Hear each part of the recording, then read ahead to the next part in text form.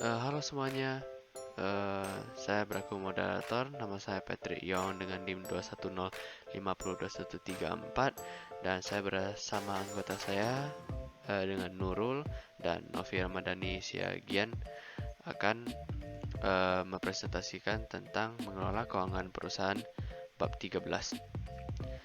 Jadi pertama adalah mengelola keuangan. Mengelola keuangan sering dikenal dengan nama manajemen keuangan, yaitu cara bagaimana mengelola keuangan agar terjadi aliran kas yang sangat penting bagi kelancaran usaha. Jadi sebagai manajer keuangan yaitu ada tiga general yang harus dilakukan, yaitu mengetahui cari sumber keuangan, dan kedua mengetahui cara menggunakan uang maupun itu dalam membeli material atau enggak bahan baku kayak itu, maupun itu di dalam industri maupun itu dalam UMKM.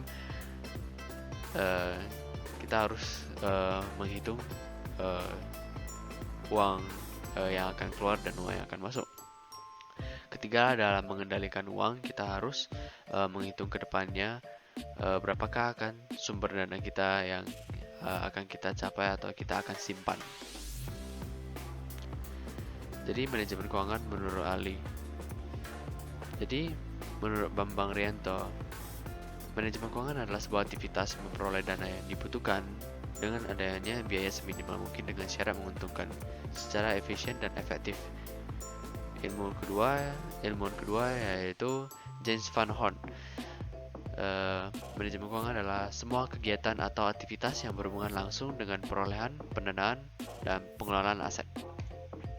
Jadi kedua adalah fungsi manajemen keuangan.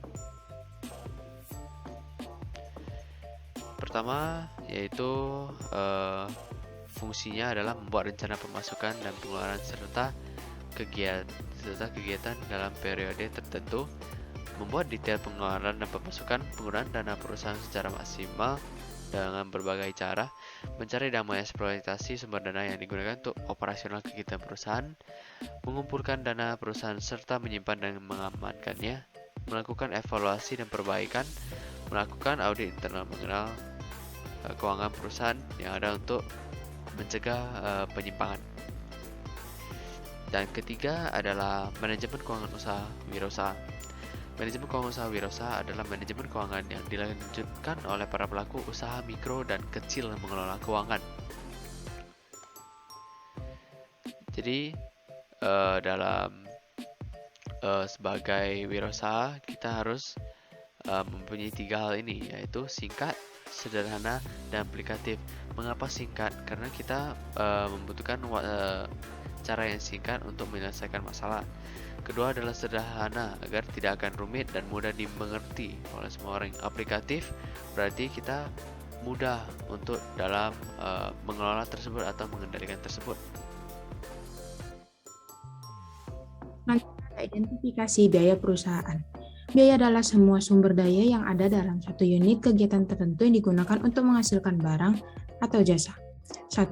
Biaya dilihat dari pemanfaatnya. Terdapat 3, yaitu biaya investasi, biaya operasional, dan biaya pemeliharaan.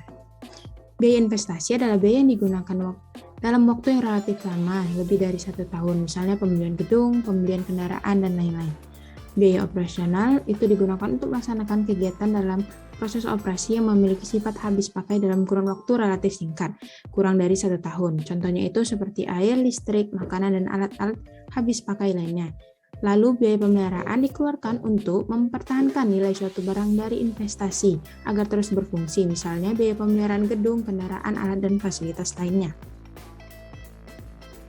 Lanjut, biaya dilihat dari fungsi pokok dalam organisasi. Pertama ada biaya produksi, merupakan biaya yang membentuk harga pokok produksi. Biaya produksi ini digolongkan dalam 3 jenis, yaitu yang pertama ada biaya bahan baku atau direct material cost. Merupakan bahan yang secara langsung digunakan dalam produksi untuk mewujudkan suatu macam produk jadi yang siap untuk dipasarkan. Kedua ada biaya tenaga kerja langsung atau direct labor cost.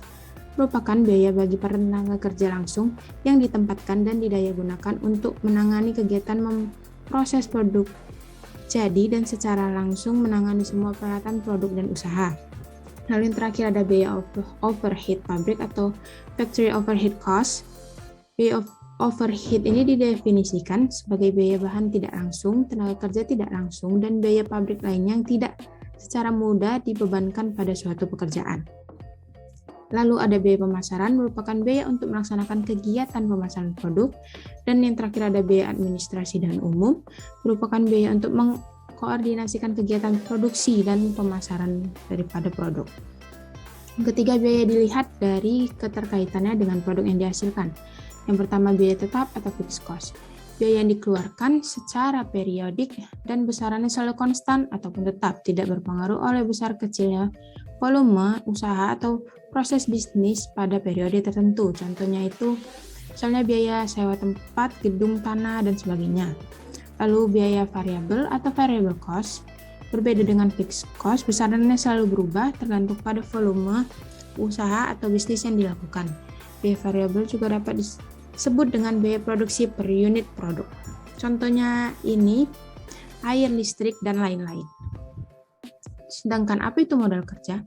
Modal kerja merupakan modal yang digunakan untuk melakukan kegiatan operasi perusahaan. Modal kerja diartikan sebagai investasi yang ditanamkan dalam aset lancar atau aset jangka pendek, seperti kas, deposito bank, surat berharga, piutang, persediaan, dan aset lancar.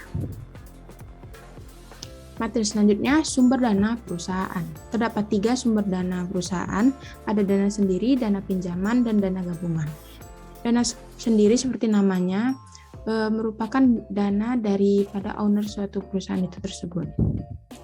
Selanjutnya dana pinjaman. Jika owner kekurangan dana, dia dapat memiliki opsi lain, alternatif lain yaitu dengan meminjam di bank. Dana gabungan.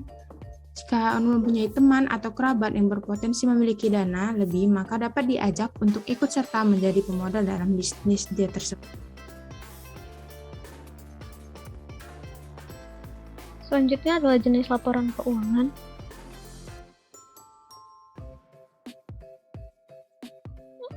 Yang pertama itu adalah laporan laba rugi, merupakan laporan keuangan yang melaporkan aktivitas operasional perusahaan dengan menghitung pendapatan dan beban selama satu periode yang kemudian dapat ditentukan laba ruginya.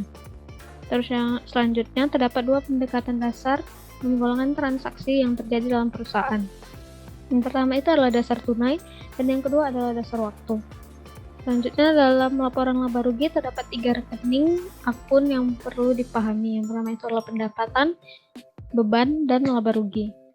Selanjutnya dalam laporan laba rugi terdapat beberapa hal yang perlu diperhatikan, yaitu pendapatan, beban operasi, laba operasi, dan laba bersih sebelum pajak.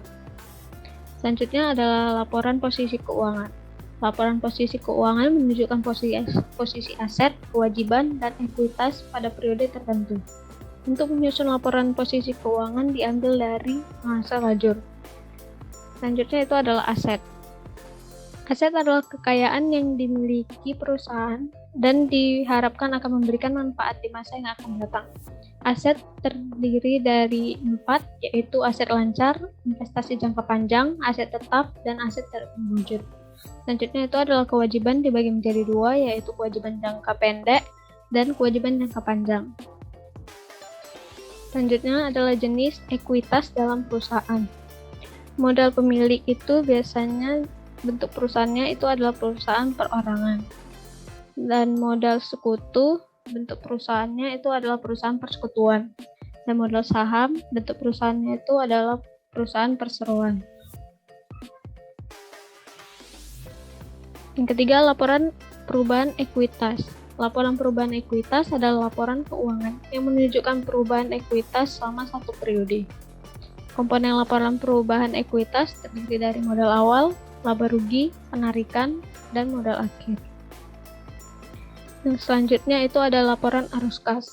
Laporan arus kas menunjukkan sumber dan penggunaan kas selama satu periode, sehingga saldo kas tampak seperti di laporan posisi keuangan. Yang ketujuh, cara mengelola keuangan usaha. Yang pertama, pisahkan uang perusahaan dengan uang pribadi. Yang kedua, tentukan besar persentase keuangan yang akan digunakan untuk kebutuhan usaha. Ketiga, buatlah pembukuan keuangan dengan rapi. Yang keempat, Sebisa mungkin kurangi resiko dari hutang usaha. Terus yang kelima, selalu kontrol arus kas usaha. Demikianlah presentasi dari kelompok kami. Apabila ada kesalahan kata maupun perbuatan, kami mohon maaf. Terima kasih.